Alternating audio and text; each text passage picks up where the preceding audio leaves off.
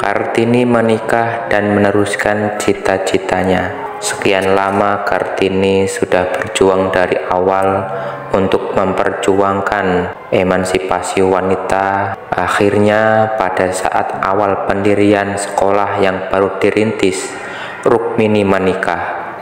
Hal ini membuat Kartini terpaksa mengambil langkah untuk perjuangan selanjutnya. Ia harus mempunyai pendamping yang dapat membantu mewujudkan cita-citanya. Pendamping yang paling tepat bagi seorang gadis ialah suaminya, yang mengerti akan tujuan hidupnya. Oleh karena itu, Kartini kemudian menerima lamaran dari Bupati Rembang, Raden Adipati Djayadiningrat, untuk dijadikan istri. Pada 7 Juli 1903, ketika Kartini sedang sibuk menyiapkan pernikahannya, ia menerima surat. Isinya ialah jawaban pemerintahan Hindia Belanda terhadap permohonannya untuk melanjutkan sekolah. Pemerintah Hindia Belanda mengabulkan permohonan Kartini dan menyediakan beasiswa. Namun kesempatan yang diidam-idamkannya itu datang pada saat yang tidak tepat, karena Kartini akan menikah. Kartini kemudian membuat surat balasan kepada pemerintah Hindia Belanda yang berisi ketidaksediaan dirinya menerima beasiswa tersebut, dan usulan agar beasiswa itu sebaiknya diberikan kepada Agus Salim, seorang pemuda yang berasal dari Sumatera Barat. Sepengetahuan Kartini, Agus Salim adalah seorang anak yang pandai. Dalam ujian akhir, ia mendapat peringkat 1, ia bintang pelajar pada masa itu. Agus Salim sendiri tidak tahu menahu tentang surat permohonan Kartini. Dalam kenyataannya, Agus Salim tidak pergi belajar ke negeri Belanda. Ia kelak malah aktif di organisasi pemuda dan kemudian menjadi salah seorang pemimpin bangsa Indonesia sampai akhir hayatnya. Pada 8 November 1903, Kartini secara resmi menikah dengan Bupati Rembang, Raden Adipati Djayadiningrat. Setelah menikah, Kartini kemudian mengikuti suaminya tinggal di Rembang.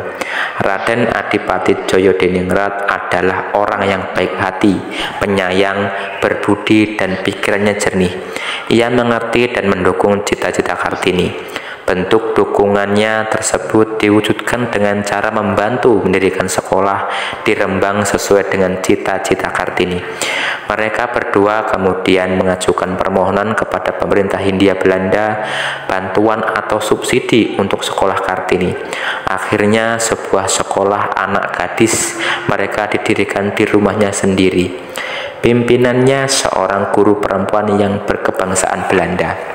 Selain mendirikan sekolah, Kartini dan suaminya bercita-cita mendirikan sekolah pertukangan untuk laki-laki.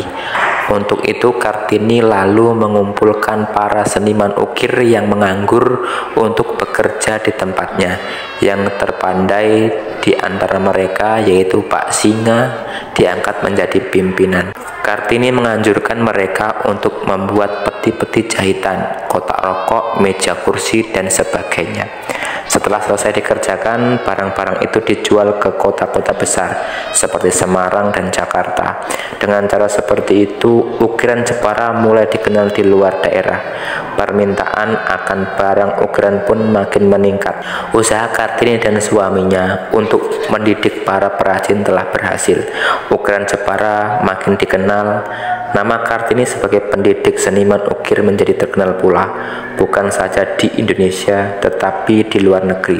Para bupati mengambil keputusan untuk memintanya merancang dan mengatur pembuatan kotak jahitan. Kotak ukiran jahitan itu akan dihadiahkan pada hari perkawinan Ratu Belanda. Usia perkawinan Kartini tidak lama. Beberapa bulan setelah menikah, ia hamil. Dan dalam masa kehamilan itu ia jatuh sakit. Setelah melahirkan putranya yang pertama bernama Raden Mas Susalid, kesehatannya terus menurun. Pada 17 September 1904, Kartini meninggal dunia dalam usia 25 tahun.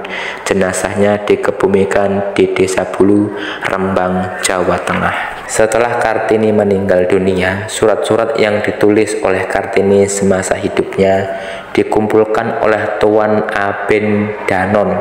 Surat-surat yang berisi pemikiran Kartini tentang pendidikan kaum perempuan dan tentang masalah lain tersebut diterbitkan dalam bentuk buku.